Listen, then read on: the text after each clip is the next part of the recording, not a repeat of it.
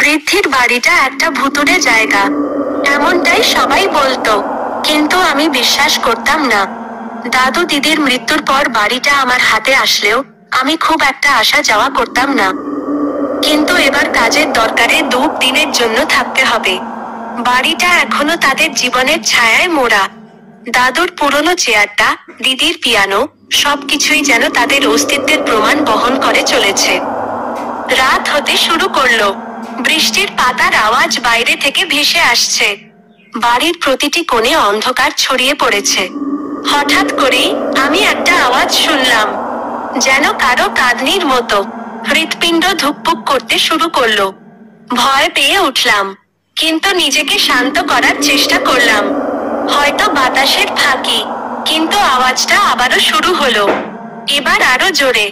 এটা আর বাতাসের ফাঁকি নয়। আমার শরীর কাঁপতে শুরু করলো।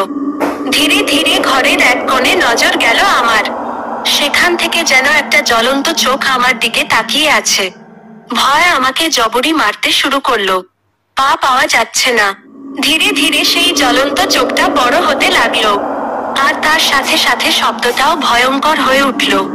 হঠাৎ করেই বিদ্যুৎ চলে গেল। ঘর অন্ধকারে ডুবে গেল। শুধু শোনা যাচ্ছে সেই ভয়ঙ্কর শব্দ আর আমার নিজের হৃৎস্পন্দন।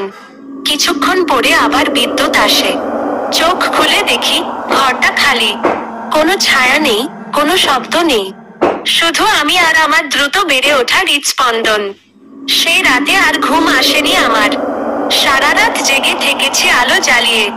পরের দিন সকালে ঘর থেকে বের হওয়ার সময় পেছনে ফিরে তাকিয়েছিলাম। যেন কিছু একটা আমার পিছন থেকে দেখছিল। আমি দৌড়ে বাড়ি থেকে বেরিয়ে এলাম। পথে ফিরে তাকালাম। বাড়িটা দেখতে পেলাম না, শুধু একটা কুয়াশাচ্ছন্ন জায়গা। আমি ভয় পেয়ে দৌড়ে চলে গেলাম। পরে জানতে পারলাম, সেই বাড়িটা বহু বছর আগেই ধ্বংস হয়ে গিয়েছে। আর সেখানে যে 2 জনের মৃত্যু হয়েছিল, তাদের মৃত্যু হয়েছিল খুনে। তাদের রক্তের দাগ এখনো সেই বাড়িতে থেকে গিয়েছিল। হয়তো সেই রাতে আমি তাদের প্রেতাত্মাকে দেখেছিলাম। সেই রাতের পর থেকে আমি আর কখনো সেই বাড়ির কাছে যাইনি। সেই ভয়ঙ্কর রাতের স্মৃতি এখনো আমার মনে ভয়ের ছায়া ফেলে রাখে।